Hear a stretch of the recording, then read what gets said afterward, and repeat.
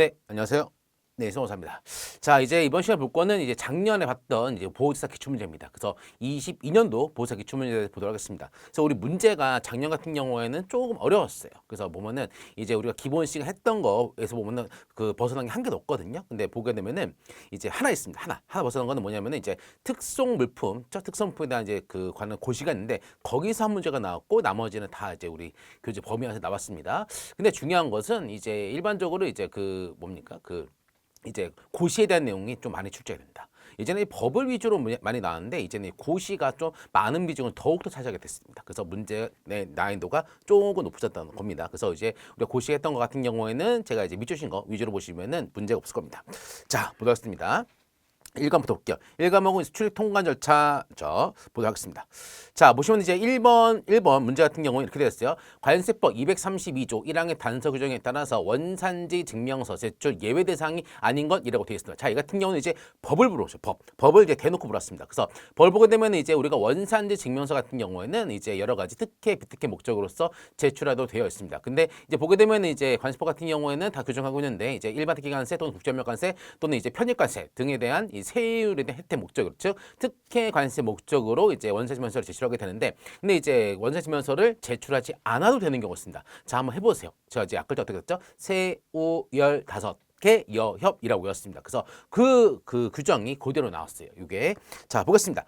자 1번 보시면은 이제 가번 세관제 물품에 대한 종성형 삼국제라고 외웠죠. 종성형 삼국제를 등에서 원산지를 확인할 수 있다. 그러면은 원산지면서를 굳이 제출 필요가 없어요. 근데 나번은 우편물 수입시공 대상은 항상 제외입니다. 우편물 괄호하고 수입시공 대상은 제외. 그래서 그러니까 우편물이 하더라도 수입시공 대상 같은 경우는 일반 물품에 대한 절차를 따르는 얘기겠죠. 그다음에 과세가격이 20만 원 이하 물품이라고 되어 있습니다. 자 보면은 세우 15 이죠. 얘는 1초에 답이 1초 만입니다. 왜냐면은 20만 원이 아니라 15, 즉 15거든요. 그래서 이런 문제 같은 경우에는 이제 대상에 대해서 제가 중요하다 했잖아요. 그래서 이런 것들은 이제 보자마자 20이다? 그럼 딴 거 볼 필요 없습니다. 얘는 뭐다? 바로 이제 답이 3번이요. 4번입니다. 근데 개인에게 무상으로 송금된 탁송폴, 변소품, 근데 여행자 휴대품 이렇게 되어 있습니다. 그래서 세우 15개 여협 하게 되면 얘는 이제 끝나는 것이죠. 난이도가 얘도 좀 하고요. 중요한 거니까. 자, 두 번째입니다. 자, 다음 관세 법령상 잠정 가격 신고 나왔습니다. 자, 우리 잠정가 신고 같은 경우는 우리가 이제 수입 신고할 때 가격에 대해서 신고가 되어 있어요. 그래야지만 이제 과세 가격을 결정을 한다는 거니까. 근데 가격 신고 같은 경우에는 별도의 문서가 있죠. 수입 신고 서식에는 수입 신고서, 수입 신고랑 납부 신고 동시에 하게 되는데 가격 신고 같은 경우는 별도의 서식이 있습니다. 그리고 이제 가격 신고는 수입 신고할 때 하는 것이고 이제 가격 수입 신고하기 전에도 가격 신고할 수가 있는 것이고 그다음에 이제 잠정적으로 가격 신고할 수가 있고 이제 나중에 세관장의 계약에 따라서 정한 2년의 범위 안에서 이제 나중에 확정 가격 신고한 다음에 이제 사후에 세액에 대해서 정산을 하도록 되어 있습니다. 그래서 여기 나왔네요.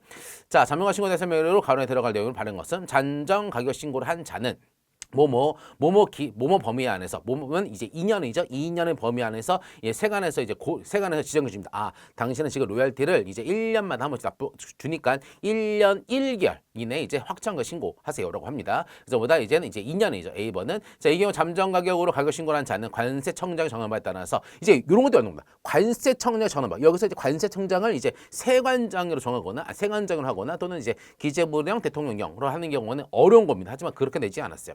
관세 정하는 바에 따라서 신고 기간이 끝나기 뭐뭐 전에 이제 그 확정된 가격을 계산하기 위한 가산율을 산정한 주권을 요청할 수가 있습니다. 그래서 보다 이제 확정 가격 신고를 하기 전에 뭐 한다? 잠정 가산율로서 이제 잠정 가산율 또는 공제로서 잠정 가격 신고하고 나중에 이제 확정 가산율이 결정되면은 그거에 대해서 확정 가격 신고가 되었죠. 그래서 보다 얘는 30일 전입니다. 30일 전에 이제 확정 가산율을 이제 알려달라고 할 수가 있어. 그러면은 뭐 한다? 그걸 토대로 가지고 이제 확정 가격 신고하는 겁니다. 그러니까 잠정 가산율, 확정 가산율 같은 또는 잠정 공제, 확정 공제 같은 경우는 이제 세관에서 알려줘요. 얘는 자 그래서 얘도 뭐다 이제 답은 쉽죠. 뭐다 이제 2년하고 이제 30일입니다. 그다음 답은 나번이죠. 얘도 난이도가 하예요. 합니다. 하. 그러니까 잠정과 신고에 대해서 어렵게 가지고 이제 지키게 되면 큰일 나는 겁니다. 얘도 이제 법이죠.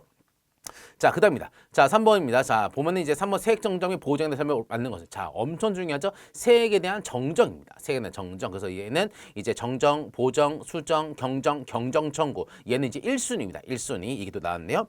자, 납세 문제는 신고 납부한 세액이 과다한 것을 알 때는 세액을 보정합니다. 땡 틀렸죠? 과다 같은 경우에는 뭐 한다? 얘는 이제 경정 청구를 해야 돼요. 최초 납세 신고로부터 5년 이내 경정 청구를 하죠. 틀렸습니다. 자, 납세 문제 정정한 내용대로 세액을 정정한 납부서를 때 발행하되 납부자 번호와 납부자 번호와 납부기한도 변경해야 된다라고 되어 있다. 자, 보게 되면은 아래 보세요. 자, 보게 되면은